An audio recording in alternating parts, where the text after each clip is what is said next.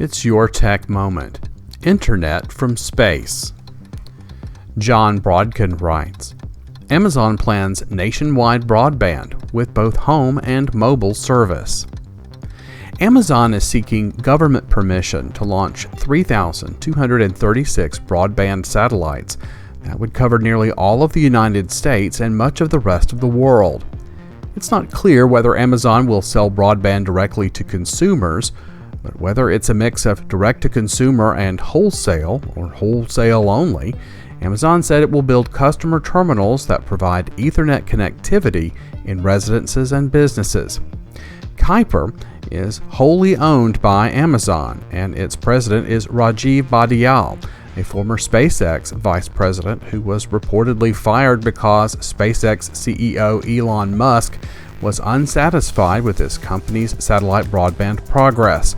Amazon will have to convince the FCC that it has a sufficient plan to avoid orbital debris after satellites go out of service. Amazon said it will take less than a year to actively decommission and deorbit each retired satellite, allowing them to burn up in the atmosphere. Satellites will also be deactivated automatically if all communications to ground stations cease for a predetermined wait period. In those cases, a passive deorbit that relies on atmospheric drag will take 5 to 7 years, Amazon said. You can read the details of all the technical aspects of this venture over at Ars Technica. Daniel Markison writes, European net neutrality is under attack. European internet users may not have noticed, but their net neutrality and online freedom is at risk. At least 186 internet service providers in the EU are using deep packet inspection to read their users' traffic. That means they get to decide how much internet freedom you get. Any internet service plan involving conditions based on the websites or services you visit and use needs to be able to identify your internet traffic. If your provider offers a plan where you can use certain apps without consuming your data, that's more than just a fundamental violation of the principles behind net neutrality.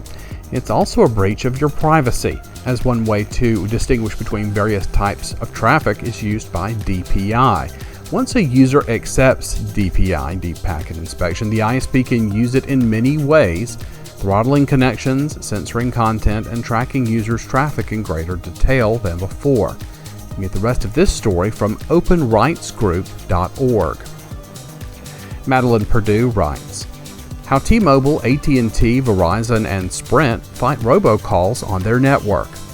In June, the FCC mandated service providers use caller verification at the network level to verify the legitimacy of a call, known as shaken/stir, or signature-based handling of asserted information using tokens and the Secure Telephone Identity Revisited standard.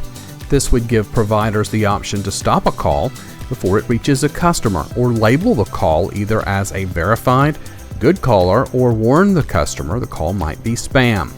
Shaken/stir aims to put an end to spoofing or using phone numbers similar to the persons that they're calling to trick them into picking up thinking it's someone they know.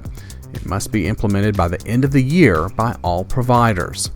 Read more about the measures carriers are undertaking to reduce spam phone calls and the add-on tools you can use to improve your privacy from phys.org, phys.org. People think of net neutrality as the freedom to do as they please on the internet, to visit whatever site they like without blocking from the internet service provider. But if we look at the implementation in Europe, nothing could be farther from the truth in implementation. If we apply the ideas of no-holds-barred net neutrality to systems like phone networks, carriers would not be able to reject spam traffic or take complaints. If a neighbor is clobbering the shared circuit with unlimited peer-to-peer sharing and this disrupts your ability to make a phone call, there would be nothing the ISP could do as a remedy. So it's imperative that service providers be able to identify malicious abuse, virus activity, illegal access, etc., and squash it so their customers' experience will be better. For traffic shaping and prioritization, it is important to understand what type of internet traffic is passing through and whether or not it's essential that it arrive in real time, in the order it was sent, etc. When you're downloading a file and won't use it until it's completely downloaded, it doesn't matter if it comes to you in order or in bursts, or if the packets take multiple routes and arrive simultaneously. When you're dealing with voice or video conferencing, it's essential that the communication occur in real time in order. Without the ability to prioritize and shape traffic, ISPs cannot ensure good quality of services. But with that power comes the responsibility to make sure that anti-competitive practices don't creep in. It would be unwise for an ISP such as AT&T or Comcast to deprioritize their competitors' services to provide a bad customer experience.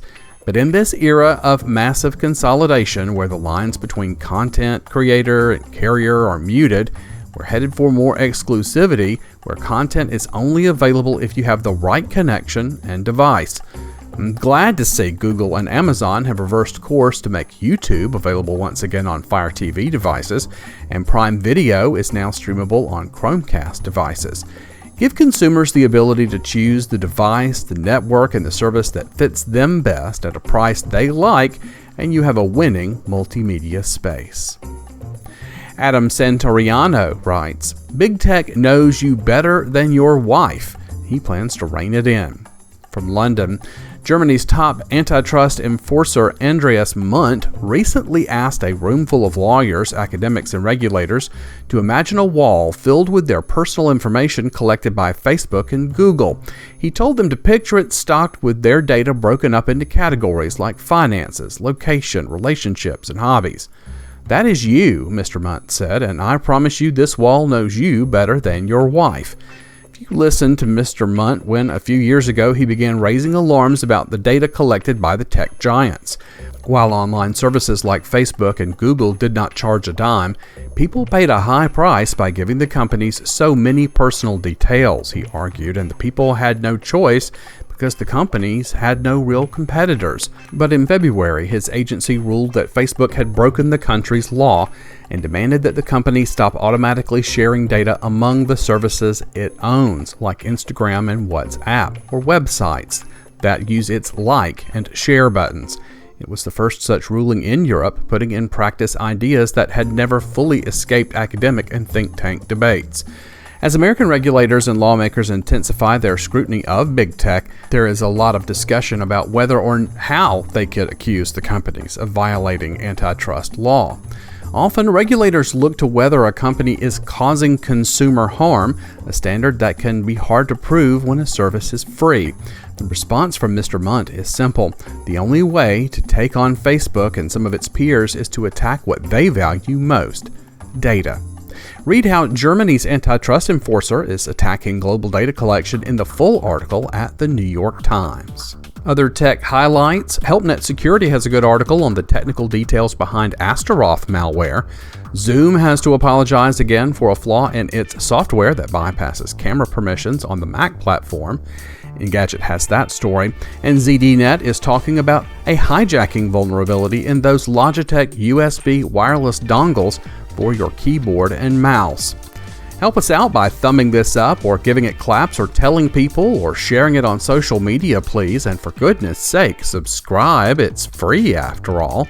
Politics may be married to technology and big media, but sometimes individuals can make a difference. Get the Dirty Deeds Playbook today for just $2.99 on Kindle or for a few dollars more in paperback. This satirical field manual uses fools and fanatics to sow chaos in American elections. Tools and techniques, observations, and deception I've seen in the process over these past few years.